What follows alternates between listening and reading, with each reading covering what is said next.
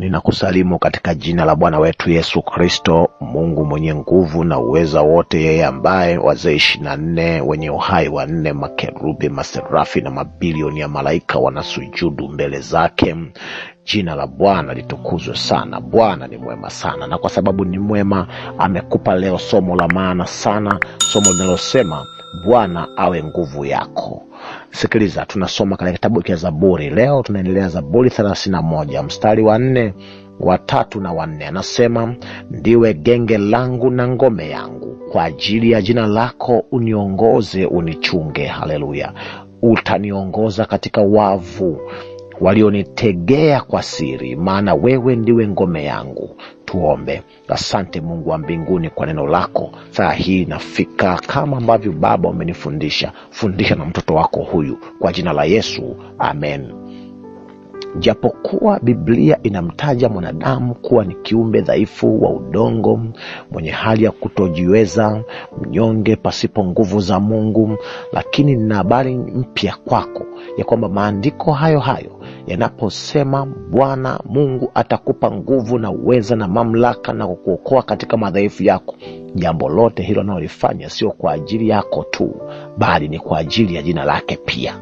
Ndio maana hapa fungu linasema kwa ajili ya jina lako uniongoze, unichunge. Hata wewe mwambie Mungu kwa ajili ya jina lako. Ndio maana kuna kitu cha neema. Neema ni vitu ambavyo Bwana anakupatia ambavyo hukustahili. Vingine sio kwa ajili yako, ni kwa ajili ya jina lako. Ameruhusu upone kwa ajili ya jina lake.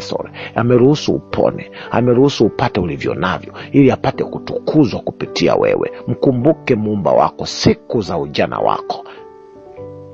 Ulikuwa una akili, amekupa akili za kutosha. Ulikuwa mlevi, madawa ya kulevya, amekuokoa. Sasa umerudi katika hekima zako. Uwezo wako si wako, nimekupa kwa ajili ya jina lake. Utajiri na baraka alizokupatia ni kwa ajili ya jina lake. Vipawa na vipaji ambavyo vimekufanya umekuwa maarufu na kukuingizia vipato vikubwa na kukufanya kuwa na jina ni kwa ajili ya jina lake. Ushawishi aliokupatia, vyeo, vipaji, ukuu katika kazi yako, ajira na cheo na biashara imeshamiri, ni kwa ajili ya jina lake. Mwambie Mungu akuongoze kwa ajili ya jina lake. Kwa nini anafanya haya mambo? Ukisoma Matendo ya Mitume 17:28 anasema, kwa maana ndani yake sisi tunaishi, tunakwenda na kuwa na uhai wetu, kama vile mmoja wetu tushetu hapo. Kwa maana ndani ya Mungu sisi tunaishi, tunakwenda na kuwa na uhai ndani yetu. Na ukisoma pia hata Kumbukumbu la Torati 30:20, yeye ndiye maisha yetu. Mungu amejifungamanisha na wewe. Ulipokubali kuwa mcha Mungu, utakapokubali kuwa mcha Mungu, Mungu si kitu kilicho mbali sana na wewe, amejifungamanisha na wewe. Kwa hiyo ukiaibika, ameaibika yeye. Ukisononeka, amesononeka yeye, kwa sababu amejifungamanisha na wewe. Maslahi yake yamekuwa maslahi yako, akili yake imekuwa akili yako. Huu ndio ucha Mungu. Basi atakufanyia mambo mengi, sio kwa ajili yako wewe, ni kwa ajili ya jina lake pia. Maana Mungu ni mfalme. Katika serikali ya kifalme tumezoea nyingi za kidemokrasia. Kitu cha kwanza ni kuhakikisha maslahi ya wale anaowaongoza mfalme. Tena sasa wewe si tu raia, ni mtoto. Kwa hiyo mtoto ukiwa na furaha, unakula vizuri, maisha yako yanaenda vizuri. Hata ukipitia changamoto, ni kwa sababu tu ameruhusu ili uweze kuwa na tabia nzuri, uweze kuwa bora zaidi. Maslahi yako ndio kipaumbele cha mfalme.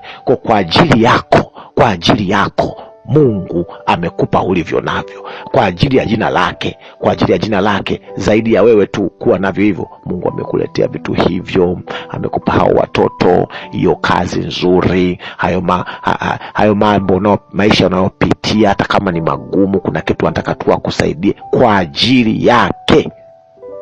Tambua wewe ni mtoto wa Mungu. Anakuhangaikia, anashughulika na viumbe wake, kwa sababu ni sehemu yake. Kama umekubali kumpokea Yesu Kristo, wewe ni sehemu ya Mungu, ni mwanafamilia ya Mungu. Yaani DNA yako na damu yako, kwa sababu una damu ya Yesu ndani yako, vinaendana na Mungu. Kwa ajili yake Mungu mwenyewe Hayuko tayari kukuona unapitia hayo mambo. Hayuko tayari kukuona jina lake linatukanwa kwa ajili yako. Atasimama kwa niaba yako. Ukubwa ambalo alikufanyia miaka 2000 zaidi 2000 iliyopita ni kwamba kwa ajili yake na jina lake mwenyewe ameuchukua uovu wako na kuuondoa. Anaeleza vizuri katika kitabu cha Isaya 53 mstari wa 6. Sisi sote kama kondoo tumepotea, kila mmoja wetu amegeukia njia yake mwenyewe, na Bwana ameweka juu yake maovu yetu sisi sote. Yani maovu yako yote ambayo umewahi kutenda, ambayo unatenda, Mungu aliyachukua katika msalaba wa Calvary. Maana Mungu alikuwa ndani ya Kristo akiupatanisha ulimwengu, na kuyachukua na kuyaweka kwake ili aweze kuyachukua na kuyatupilia mbali kwa ajili yake. Mtoto wako. Ndio maana sasa wewe kazi yako ni kukubali ulichofanyiwa na Mungu msalabani ili upate msamaha wa kutosha kwa ajili yake. Kwa ajili yake alishuka katika msalaba wa Calvary ili akutafute. Paulo akiwa pale Melito akawaita wale viongozi wa kanisa kutoka Efeso waje awape mausia. Katika ile 20:28 Matendo ya Mitume anasema ninyi amewaweka ninyi kuwa waangalizi ndani yake, mpate kulilisha kundi lake na Mungu alilolinunua kwa damu yake mwenyewe. Pale msalabani ni damu ya Mungu mwenyewe ndio ilimwagika kwa ajili yako.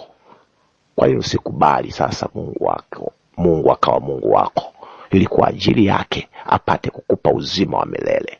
Lakini amekuumba wewe ni kiumbe wa hiari. Una uhalali wa kumkataa na kumtukana na kudharau mambo yake. Una uhalali wa kumpenda na kumkubali. Lakini ina habari mbaya kwako kwamba hata ukiamua kupotea kwako itakuwa ni habari mbaya, lakini kwa Mungu ni habari mbaya zaidi, maana itamuuma sana. Wengine tutasahau tutakapoingia mbinguni, kwa sababu amesema kila chozi itafutwa na tazama ya kale yamepita, yote yamekuwa mapya. Kwake wewe hata kusahau, maana amekuandika katika viganja vya mikono yake. Na amesema amekugrieve, yani kama ameandika kwa kuchonga na kuchola, ni kama amejichola kama unavyochola kwa jiwe hivi. Hata kusahau. Miaka itapita, aliwahi kuwepo fulani, nilimuomba ni kwa ajili yangu nikafa, kwa ajili yangu nilimwokoe nikafa msalabani na kufufuka, kwa ajili yangu nikatumia rasilimali zangu zote aokolewe, lakini alikataa, akaacha uzima tele mwingi nilioweka mbele yake. Tena anakueleza kwa kina katika kitabu cha Waefeso 3:20. Basi atukuzwe yeye awezaye kufanya mambo ya ajabu mno kuliko yote tuyaombayo na tuyawazayo, kwa kadiri ya nguvu itendayo kazi ndani yetu. Haleluya. Hadi nguvu itendayo kazi ndani yetu ni ya kwake. Anaweza kukufanyia mambo kuliko unayoyaomba, ukimchagua kuwa mcha Mungu, ukimpokea Yesu Kristo kuwa Bwana na Mwokozi wako. Biblia inasema atukuzwe yeye awezaye kufanya mambo kadiri uombayo. Kuna vitu unavyo hujawahi kuomba, ila Mungu amekupa kwa ziada ili uokolewe. Alikupa maisha yake, amekupa miaka hapa duniani, amekupa kila kitu ili upate kuokoka, upate kuokolewa. Amekunyima nini Mungu wako? Na wewe umempa nini? Tafakari, mtoto wa Mungu. Hata Wayahudi, Yesu aliongea kwa uchungu siku ile, akasema, Yerusalemu, Yerusalemu, uwauaye manabii, mara ngapi nimejaribu kukukusanya kama vile kuku akusanyavyo vifaranga, lakini umekataa. Ninakupa nafasi ya nyingine leo. Mchague Yesu, chagua uzima, chague Mungu. Atakufanyia zaidi ya yale ambayo unaomba, na atakuokoa, sio kwa ajili yako tu, lakini kwa ajili yake. Anaumia sana unapoona unamfanyia mambo hayo. Hafurahi Mungu wako. Rudi kwake, atakusaidia, atakupokea. Na anasema katika kitabu cha Ayubu 14 mstari wa 16 na 17, hata hatua zako pale anakuambia amezihesabu. Hata unapoenda kwenye uovu anazihesabu. Huyo ameenda, huyo kaingia gesti. pia na kutia moyo ya kwamba zote nimezikusanya na uovu wako nimeukusanya, nimeweka katika mfuko na kuweka zipu na kutupa katika vilindi vya bahari. Mungu akupe nini? Mungu akubariki sana. Ikiwa ndio umeamua kubariki, kwa jina la Yesu Kristo, amen.